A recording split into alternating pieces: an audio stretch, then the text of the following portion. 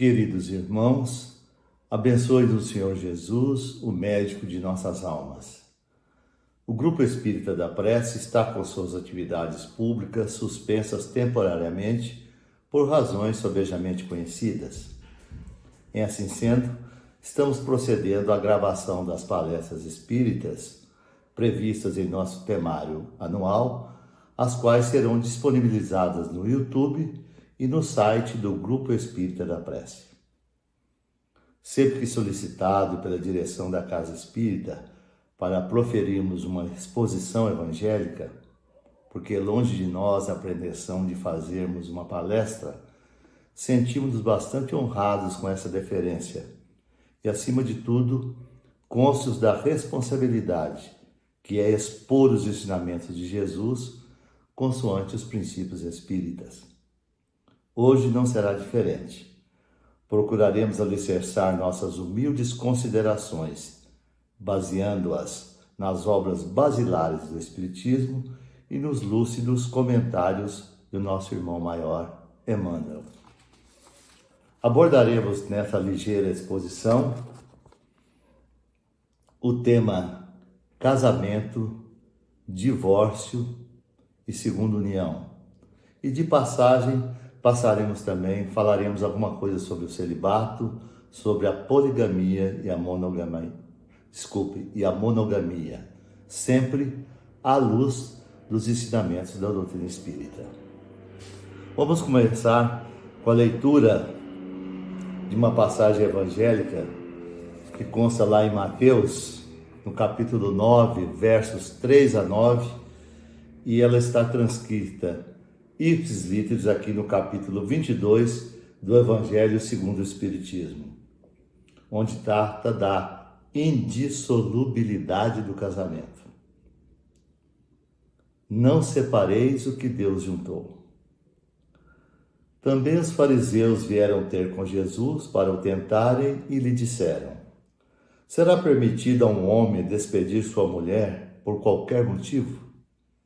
Jesus respondeu: não lestes que aquele que criou o homem desde o princípio os criou macho e fêmea? E disse: por esta razão o homem deixará seu pai e sua mãe, e se ligará à sua mulher, e não farão os dois senão uma só carne. Assim, já não serão duas, mas uma só carne. Não separe, pois, o homem o que Deus juntou. Mas por que então retrucaram os fariseus? Ordenava Moisés que o marido desse à sua mulher um escrito de separação e a despedisse. Insistiram eles. Jesus respondeu: foi por causa da dureza do vosso coração que Moisés permitiu despedisseis vossas mulheres, mas no começo não foi assim. Por isso eu vos declaro que aquele que despede sua mulher, a não ser em caso de adultério, e desposa outra, comete adultério. E que aquele que desposa a mulher que outro despediu, também comete adultério. Meus queridos irmãos, nós sabemos que o estudo bíblico, evangélico, ele deve ser muito intuitivo, muito inspirativo. E nós temos que ver que essas palavras de Jesus foram ditas há 2000 anos, elas são atemporais, estão mais atuais que nunca, mas ele se reporta a Moisés, onde a sociedade era um tanto quanto machista, falava em adultério, e nós não vamos nos ater muito nisso aqui. O que importa é que Jesus se refere ao Pai, a Deus, quando ele disse: não sereis senão uma só carne. E Jesus depois vem corroborar essa assertiva de Deus, dizendo: não separeis o que Deus juntou. Muito bem, nós precisamos fazer uma distinção entre o casamento sobre a luz de Deus e sobre a luz dos homens. A lei de Deus é imutável e é baseada na lei do amor, que é o amor cósmico, o amor universal. A união dos sexos não pode ser só pelos laços da carne, mas fundamentalmente pelos laços da alma, do amor. E essa união envolve renúncia, cessão, solidariedade, cooperação, paciência, tolerância. Na união baseada na lei de Deus, o sexo é um componente do amor, permite a perpetuação da espécie e propicia condições para que os espíritos reencarnem para as novas experiências evolutivas. Nossos filhos, na realidade filhos de Deus a nós confiados, normalmente são espíritos que, juntamente com os pais, possuem débitos comuns entre si. E o Evangelho segundo o Espiritismo, através de Allan Kardec, nos diz que exceção aos espíritos missionários, que é uma minoria.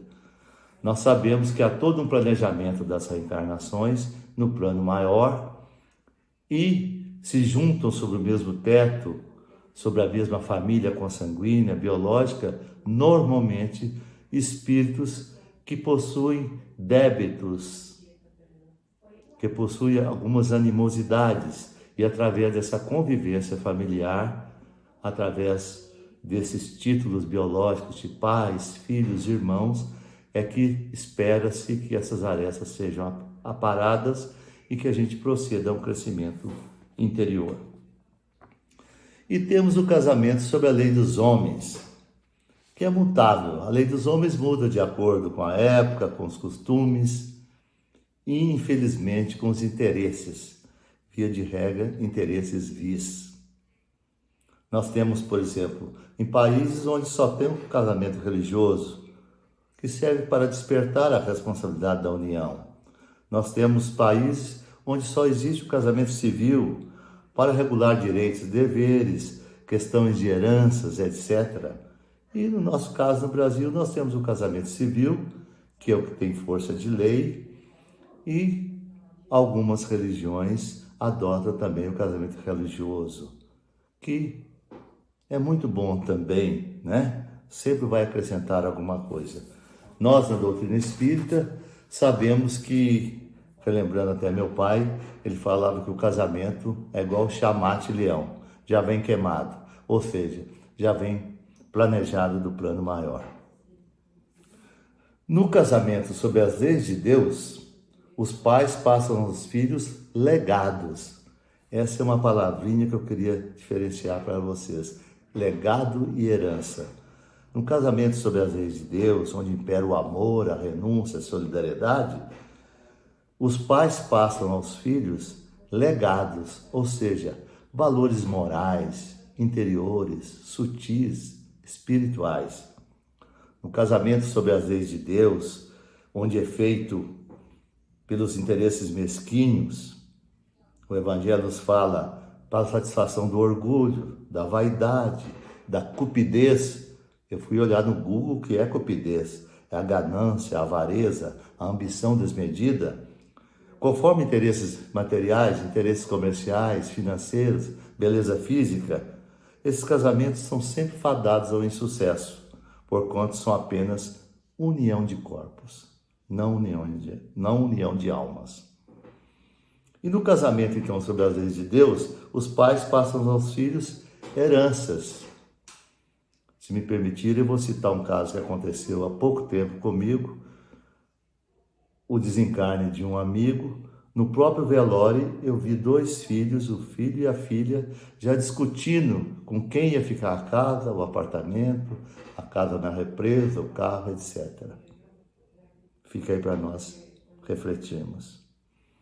E uma coisa que eu estou trazendo agora, que não está nos ensinamentos espíritas, da Pleiade, o Espírito de Verdade, e nem de Allan Kardec, mas é a banalização do casamento. O que nós vimos hoje pelos nossos irmãozinhos jovens, espíritos velhos em corpinhos mais jovens, é que há uma banalização do casamento. Então, criou-se até a expressão namorido, namorado, marido. Vamos morar juntos para fazer um teste. Olha a sublimidade do casamento levada a uma banalização. E aí, um outro caso que aconteceu, eu tenho uma filha de um amigo meu, com 16 anos ela foi mãe. E ela falou para mim esses dias, agora ela está com 20. Eu estou perdendo a minha juventude, porque tenho que cuidar do meu filho, não disse, mas eu subentendi. E não posso ir para balada, não posso passear, não posso isso, não posso aquilo. É uma responsabilidade muito grande para nós, pais, avós, orientarmos esses jovens, nossos filhos, nossos sobrinhos, nossos netos, para a sublimidade que é o casamento. E aí nós vamos falar um pouquinho sobre o divórcio, também baseado no Evangelho segundo o Espiritismo. Nesse caso, também trata desse assunto no Livro dos Espíritos.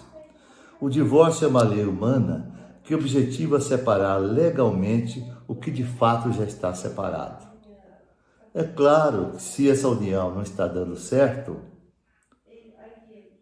por razões que aqui não cabe discutir, proceda-se à separação de uma forma amigável, respeitosa, amistosa. São os casamentos, então, pervertidos pelo egoísmo e pelo orgulho, aqueles interesses mesquinhos derivados da vaidade ou da ambição. Então, por isso que existe o divórcio, para tentar consertar aquilo que está errado. Ou seja, e com o divórcio, enseja-se aos cônjuges a oportunidade de uma segunda união. Então, calejados pela experiência anterior, desgastante, negativa, sofrida, dolorosa, quem sabe encontrarão aquela expressão popular que a gente fala, sua alma gêmea, tornando-se agora, conforme a assertiva de Deus, não sereis senão uma só carne, tornando-se agora uma só carne. E aqui cabe uma explicação. A alma gêmea para nós espíritas são os espíritos simpáticos, ou seja, que vibram numa mesma frequência, numa mesma sintonia. Então esses espíritos cedem 50% àquele espírito encarnado como marido, num corpo masculino, aquele espírito encarnado como esposa, num corpo feminino, cedem igualmente, toleram-se igualmente, compreendem-se igualmente e praticam a fraternidade igualmente. Falaremos um pouquinho sobre o capítulo 4 do Livro dos Espíritos, da lei de reprodução. A lei de reprodução é lei natural, portanto, é lei divina. As raças primitivas, antes da raça adâmica, nós sabemos, eles viviam da caça, da pesca, apenas para comer, beber, sobreviver. Era tudo baseado na força bruta. A nossa raça hoje, a raça adâmica, nós tivemos um desenvolvimento intelectual muito grande e nos levou ao estágio que nós estamos aí. Desenvolvimento científico, tecnológico, material, sem o desenvolvimento moral. Nos levou aos coronavírus, aos tsunamis, às expiações coletivas. Na questão 695 do Livro dos Espíritos, Kardec indaga a Pleiade, o Espírito de Verdade. Qual o papel do casamento? E a Pleiade, o Espírito de Verdade, responde: o casamento é progresso na marcha da humanidade, pois propicia o desenvolvimento moral e espiritual e a perpetuação da espécie.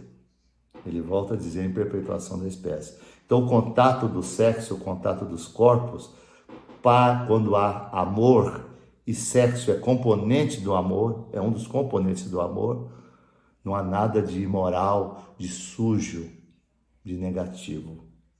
Mas, acima de tudo, eu vou sempre insistir, precisa que se tenha a união de almas, de propósitos, como seres espirituais que somos. Vou falar um pouquinho só sobre o celibato, também questão 698 e 699 do Livro dos Espíritos. O celibato, ou seja, aquela pessoa que abdica do casamento, mantém-se na gíria solteirão a vida toda, é meritório quando o sacrifício pessoal é feito para o bem. quando se renuncia às alegrias da família em prol da humanidade. Todo sacrifício pessoal, tendo em vista o bem e sem qualquer ideia egoísta, eleva o homem acima da sua condição material. Então, o celibato, quando ele tem um propósito maior, digno, ele é aceitável, ele é meritório. E nós temos exemplos, poderíamos citar diversos, vamos falar só de Chico, de Divaldo, de Raul Teixeira, de Irmã Benigna, Padre Israel, pessoas aqui próximas de nós. En passant, sobre poligamia e monogamia. Poligamia, costume humano, onde não existe afeição real, tão somente sensualidade. E a monogamia é o casamento consoante a lei de Deus, que se fundamenta na afeição real dos seres que se unem. Então, na monogamia, que é o previsto hoje na nossa legislação do país, é um homem desposando uma mulher. E a poligamia, fruto dessa sociedade machista que imperou ao longo dos anos, hoje nós já estamos quebrando um pouquinho isso, o homem podia ter mais de uma mulher. Até hoje, se você for nos Emirados Árabes, no Catar, no Iêmen, nos países lá do Oriente Médio, o homem tem 2, 3, 4 mulheres. E uma coisa interessante, eu tive uma pessoa muito próxima que foi aos Emirados Árabes há pouco tempo. Lá o homem anda à frente e a mulher anda atrás ainda do homem.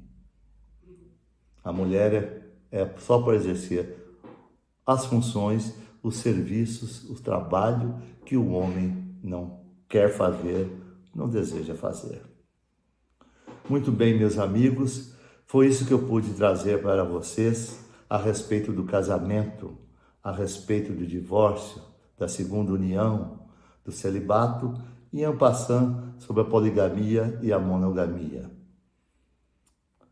E para encerrar, vocês me permitem, eu trago um lúcido comentário de Emmanuel, extraído da obra Vinha de Luz. Está aqui no capítulo 37, onde Emmanuel ilustra uma carta, a palavra de Paulo na sua carta aos Efésios, capítulo 5, versículo 33, quando Paulo diz ao povo de Éfeso: assim também vós, cada um em particular, ame a sua própria mulher como a si mesmo, e a mulher reverencie o seu marido. Rapidinho, o trecho é pequeno, eu me permito, peço licença para ler para vocês, meus queridos irmãos. As tragédias da vida conjugal costumam povoar a senda comum. Explicando o desequilíbrio, invoca-se a incompatibilidade dos temperamentos, os desencantos da vida íntima ou as excessivas aflições domésticas. O marido disputa companhias novas ou entretenimentos prejudiciais, ao passo que, em muitos casos, abre-se a mente feminina ao império das tentações, entrando em falso rumo. Semelhante situação, porém, será sempre estranhável nos lares formados sob as escolas da fé, nos círculos do cristianismo. Os cônjuges com Cristo acolhem, acima de tudo, as doces exortações da fraternidade. É possível que os sonhos, muitas vezes, se desfaçam ao toque de provas salvadoras dentro dos ninhos afetivos construídos na árvore da fantasia. Muitos homens e mulheres exigem, por tempo vasto, flores celestes sobre espinhos terrenos, reclamando dos outros atitudes e diretrizes que eles são, por enquanto, incapazes de adotar. E o matrimônio se lhes converte em instituição detestável. O cristão, contudo, o espírita cristão, fundamentalmente, não pode ignorar a transitoriedade das experiências humanas. Com Jesus, é impossível destruir os divinos fundamentos da amizade real. Busque-se o lado útil e santo da tarefa, e que a esperança seja a lâmpada acesa no caminho. Tua esposa mantém-se em nível inferior à tua expectativa? Lembra-te de que ela é mãe de teus filhinhos e serva de tuas necessidades. Teu esposo é ignorante e cruel? Não ouvides que ele é o companheiro que Deus te concedeu. Meus queridos irmãos, concluindo, eu diria que o casamento, o verdadeiro casamento, é antes de tudo uma união de almas, de espíritos que vêm com um propósito comum. Volto a dizer, de cessão, de renúncia, de compreensão, de solidariedade, de tolerância. Casar significa adaptar-se ou ajustar-se.